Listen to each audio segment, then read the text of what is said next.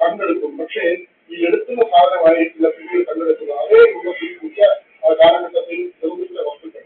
പലരും പറയുന്നത് ചാരക്കപ്പോൾ തൊട്ടടുത്താണ്. ഇവിടെയുള്ള വസ്തുവിന്റെ അതേ രൂപത്തിലുള്ള സാധനം ചാരയിൽ നിന്ന് വാങ്ങുന്നു. ഈ കോഴികൾ നിലനിൽക്കുന്ന വസ്തുക്കൾ നിലനിന്ന് മാറ്റുകയും ആ സ്ഥാനത്തേക്ക് ഈ ചാരയിൽ നിന്ന് വാങ്ങുന്ന വസ്തു കൊണ്ടുവയ്ക്കുകയും ചെയ്യുന്നു. ഈ തരത്തിലുള്ള ആരോപണവും പരാതിയും നേരത്തെ തന്നെ ഉയർന്നു വന്നിട്ടുള്ളതാണ്. ഇപ്പോഴും ആ തരത്തിലുള്ളതാണ്. ഇത് സ്വർണ്ണ കപ്പിയാണ്, കരുതൽ പോകലാണ്.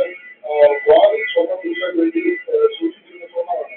സ്വർണ്ണത്തിന് പകരം ഒരുപക്ഷെ സ്വർണ്ണം വെക്കാൻ കഴിയുമെന്ന് ചോദ്യത്തിന് ആവശ്യപ്പെടുന്നത്. പക്ഷേ സ്വർണ്ണം പൂശിയ വസ്തു കൊണ്ടുവച്ച് പിന്നീട് തട്ടിപ്പ് നടത്താൻ എന്ന തരത്തിലൊക്കെ ചില മുൻ ജീവനക്കാർ ഈ കാര്യം പറയുന്നത് ആദ്യമായിട്ടല്ല മറ്റൊരാൾ സ്വർണ്ണത്തിൽ നിലനിൽക്കുന്ന വസ്തു ഇങ്ങനെ കാണാതാകുന്നത്.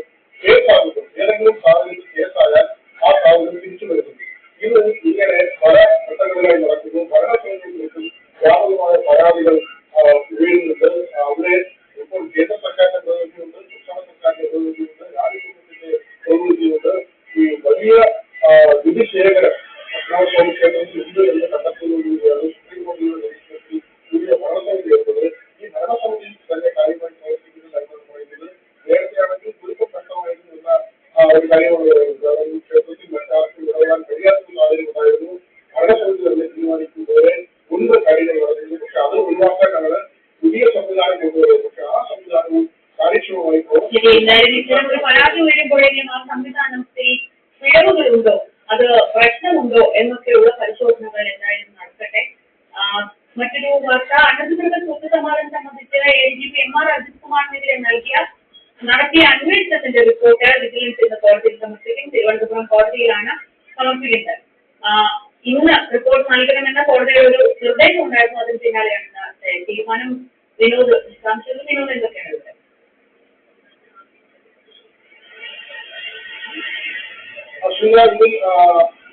ഉൾപ്പെടെയുള്ള ഉന്നയിച്ച ആരോപണം, അതായത്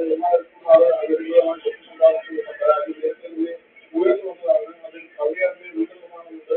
ഈ മരഭൂമിയുമായി ബന്ധപ്പെട്ട ആരോപണം, സ്വർണ്ണം പൊട്ടിക്കൽ സംഘടന, സ്വർണ്ണക്കട സംഘടന, ഇവിടെ നിന്നെല്ലാം പണം പറ്റിയുള്ള ആരോപണം ഒരു വശത്ത് ഉയർന്നു വന്നു. അപ്പോഴാണ് സർക്കാർ ഈ വിജിലൻസ് അന്വേഷണത്തിലേക്ക് പോയത്. മാത്രമല്ല ആർഎസ്എസ് നേതാക്കളുമായി നേരത്തെ കൂടിക്കാഴ്ചയുമായി ബന്ധപ്പെട്ട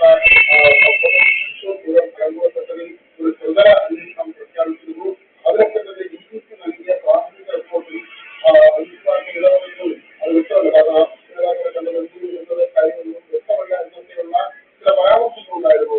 അതിനൊപ്പമാണ് ഈ അനധികൃത സ്വത്ത് സമ്പാദനത്തിലുള്ള പരാതികൾ വരുന്നത്. സർക്കാരിന് ലഭിച്ച പരാതിക്ക് വരെ കോടതിയിൽ ഇത് സംബന്ധിച്ച പരാതി ലഭിക്കുകയുണ്ടായി. ഏതായിരുന്നാലും തിരുവനന്തപുരത്തെ ഒരു സംഘടനയോട് ഇത് അന്വേഷിച്ച് സർക്കാരിന് റിപ്പോർട്ട് നൽകി. അത് ക്ലെയിം ചിറ്റാണ്. അതായത് ബാങ്ക് വായ്പ കൊണ്ടാണ് തൊഴിലാളികളെ മരക്കുഴിയിൽ ബന്ധമുണ്ടെന്നോ അല്ലെങ്കിൽ സ്വർണ്ണക്കടത്ത് സംഘടനയുമായി ബന്ധമുണ്ടെന്നോ കണ്ടെത്താൻ കഴിഞ്ഞില്ല. അവരിൽ നിന്ന് പണം പറ്റി എന്ന കാര്യം കണ്ടെത്താൻ കഴിഞ്ഞില്ല. ആ തരത്തിലായിരുന്നു റിപ്പോർട്ട്. അങ്ങനെ ഒരു ക്ലെയിം ചിറ്റ് സർക്കാരിന് നൽകിയെങ്കിലും കോടതിക്ക് ആ അങ്ങനെ റിപ്പോർട്ട് നൽകാൻ ഇതുവരെ സംഘം തയ്യാറായിരുന്നില്ല. അതിന്റെ കാരണം അവ്യക്തമാണ്. എന്തുകൊണ്ട് ആ റിപ്പോർട്ട് കോടതിയിലേക്ക് എത്തിയില്ല എന്നത് കഴിഞ്ഞ മുറയിൽ കേസ് നൽകിച്ചപ്പോൾ കോടതി ഒരു ശാസനം തന്നെ ആ രൂപത്തിൽ തന്നെയാണ് പറഞ്ഞത്. 12 ഇന്ന് ഈ റിപ്പോർട്ട് നിർബന്ധമായി ഹാജരാക്കണമെന്ന കാര്യം. മാത്രമല്ല അടിസ്ഥാനത്തെ സംബന്ധിച്ച് കോടതിയുടെ ഈ നീക്കം വളരെ ബഹുമാനപ്പെട്ടതാണ്. പക്ഷേ ഈ റിപ്പോർട്ട് കോടതി അംഗീകരിക്കുകയാണെങ്കിൽ അടിസ്ഥാനത്തെ സംബന്ധിച്ചുണ്ടാകുന്ന തെറ്റാണ്. ഇപ്പോൾ പുതിയ സംസ്ഥാന പോലീസ് മേധാവിയെ തിരഞ്ഞെടുക്കാനുള്ള പട്ടിക സംസ്ഥാന കേന്ദ്രത്തിലേക്ക് അയച്ചിട്ടുണ്ട്. അതിൽ അഗർവാൾ, പ്രഭാത ചന്ദ്രശേഖർ, അതോടൊപ്പം തന്നെ യോഗേഷ് ഗുപ്ത, സുരേഷ് രാജ്, മനോജ് വിവാഹം, ഒരു 6 പേരുകാരനായി കുമാരന്റെ പേരാണ് പട്ടികയിലുള്ളത്. ഈ പട്ടികയിൽ 3 പേരെയാണ് കേന്ദ്ര സംസ്ഥാനത്തിലേക്ക് അയക്കുന്നത്. അത് ഒരാളിനെ സംസ്ഥാന സർക്കാരിന് പോലീസ് മേധാവിയായി നിയോഗിക്കാൻ കഴിയും. അങ്ങനെയെങ്കിൽ വളരെ വിപുലമായ സാധ്യത മാത്രമാണ്. കാരണം ഈ പട്ടികയിൽ ഏറ്റവും കൂടുതലായിട്ടുള്ള ഉദ്യോഗസ്ഥരാണ് അജിത് കുമാർ. ഒരുപക്ഷെ അദ്ദേഹത്തിന്റെ പേര് 100 പേര് വന്ന പട്ടികയിൽ കേരളത്തിൽ നിന്ന് വരാനുള്ള സാധ്യത വിരളമാണ്. വന്നാൽ തന്നെ സംസ്ഥാന സർക്കാർ തിരഞ്ഞെടുക്കുക എന്ന ഒരു കാര്യമുണ്ട്. മാത്രമല്ല CPI വലിയ പ്രതിഷേധമാണ്. മലങ്കോട് ബന്ധപ്പെട്ട് വലിയ ഗ്രൂപ്പും പ്രതിഷേധവും ഒക്കെ അജിത് കുമാറിനെതിരെ രേഖപ്പെടുത്തിയിരുന്നു. പിന്നീട് ഗോവാനോട് എഡിറ്റിംഗ് സ്ഥാനത്ത് നിന്ന് വാറേണ്ടി വന്നത് പോലും CPIയുടെ അതിശക്തമായ എതിർപ്പിനെ തുടർന്നാണ്. ഏതായാലും ഒരു സാധ്യത അദ്ദേഹത്തിന്റെ സർവീസ് കാലാവധി നോക്കുമ്പോൾ അദ്ദേഹത്തിന് ഒരു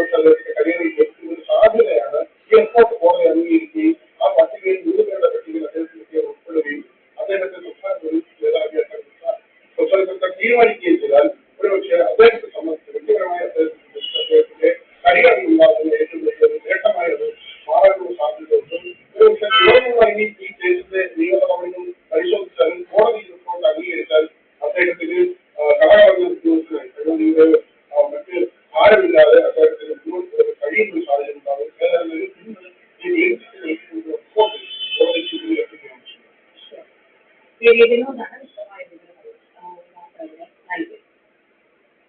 ഡോക്ടർ വന്ദന ദാസിന്റെ കൊലപാതക കേസിലെ വിചാരണ നീട്ടണമെന്ന പ്രതിയുടെ ആവശ്യത്തെ എതിർക്കണമെന്ന് സംസ്ഥാന പോലീസ് മേധാവിക്ക് മുൻപാകെ അപേക്ഷ. ഡോക്ടർ കെ പ്രതിജ്ഞയാണ് ഇത് സംബന്ധിച്ച് പരാതി പോലീസ് മേധാവിക്ക് നൽകിയത്. പ്രതിഭാഗം അഭിഭാഷകൻ മരണപ്പെട്ട സാഹചര്യത്തിൽ പ്രതിക്ക് മറ്റൊരു അഭിഭാഷകനെ ഹാജരാക്കാൻ കൂടുതൽ സമയം വേണമെന്ന് പ്രതിയായ സന്ദീപ് ആവശ്യപ്പെട്ടിരുന്നു. കൊല്ലം അഡീഷണൽ ജില്ലാ സെഷൻസ് കോടതി മുൻപാകെയാണ് ആവശ്യം ഉന്നയിച്ചത്. കേസ് നീട്ടിക്കൊണ്ടുപോകാൻ പ്രതി നടത്തുന്ന ആസൂത്രിത നീക്കമാണ് ഇതെന്നും അത് തടയണമെന്നുമാണ് മെഡിക്കൽ ഓഫീസറായ പ്രതിയുടെ അപേക്ഷയിൽ പറഞ്ഞത്.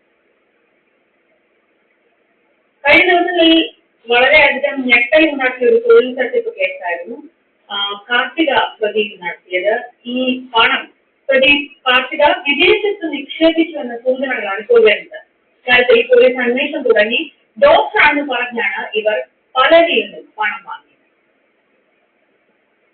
ഡാനി ഇപ്പോൾ വിവരങ്ങളുമായി. ഡാനി, ഇത്ര ചെറുപ്പത്തിൽ തന്നെ ഇത്രയും വലിയൊരു തട്ടിപ്പ് എങ്ങനെ ഇവർ നടത്തിയെന്ന രീതിയിലൊക്കെ വലിയ ചർച്ചകളൊക്കെ ഉണ്ടായിരുന്നു. പൈസ മുഴുവൻ ഇവർ വിദേശത്ത് നിക്ഷേപിച്ചു എന്നാണ് ഇപ്പോൾ അറിയുന്നത്.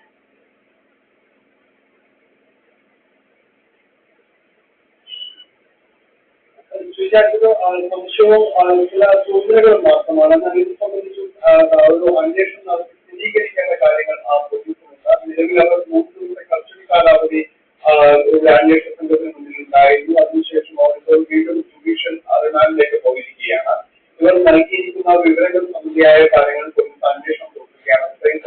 ഈ ബാങ്ക് ഇടപാടുകൾ സംബന്ധിയായ കാര്യങ്ങൾ അവർ 2 അക്കൗണ്ടുകൾ അവർക്കുള്ളതായിട്ട് പറയുന്നത്. ഒരു അക്കൗണ്ടിന്റെ മുഴുവൻ വിശദാംശങ്ങളും ആ പോലീസ് പരിശോധിച്ചപ്പോഴാണ് ഈ രീതിയിലുള്ള ഒരു സംശയം ഉടലെടുത്തിരിക്കുന്നത്. കാരണം ഈ നൽകിയിരിക്കുന്ന പണം ഏതാണ്ട് 3 കോടിയോളം രൂപ അവർ സമാഹരിച്ചതായി പറയുന്നുണ്ട്. പക്ഷേ അങ്ങനെ ഒന്നും തന്നെ ഈ സമാഹരിക്കപ്പെട്ട പണം ഈ അക്കൗണ്ടിലേക്ക് എത്തുകയും ചെയ്തിട്ടുണ്ട്. പക്ഷേ ഈ പണം എങ്ങനെ വിനിയോഗിച്ചു എന്ന സംബന്ധിയായ കാര്യങ്ങളിലാണ് അന്വേഷണം നടക്കുന്നത്. വലിയ രീതിയിൽ തന്നെ ഇവരൊരു ആഡംബര ജീവിതം നയിച്ചിരുന്നവരാണ് കാര്യങ്ങളെല്ലാം സ്ഥിരീകരിച്ചിട്ടുണ്ട്. വലിയ പണം ഇവരിൽ പ്രവാസികൾക്കും അതോടൊപ്പം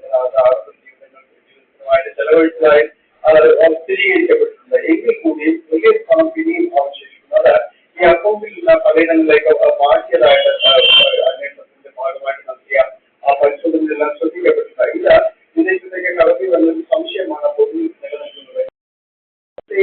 ആളെ റിക്രൂട്ട് ചെയ്യുന്നതിന് വേണ്ടി അവർക്ക് അവിടെ തൊഴിൽ നൽകാം എന്ന രീതിയിലുള്ള ഒരു ഉറപ്പ് അവർ നൽകിയിരുന്നു. അവർ പലരും ഡോക്ടർ ആണെന്ന് പറഞ്ഞിരുന്നു. മാത്രമല്ല ഇന്ത്യയിലെ ഒരു ബന്ധു അതിന്റെ വിശദാംശങ്ങളെല്ലാം തന്നെ അവർക്ക് നൽകിയിരുന്നു.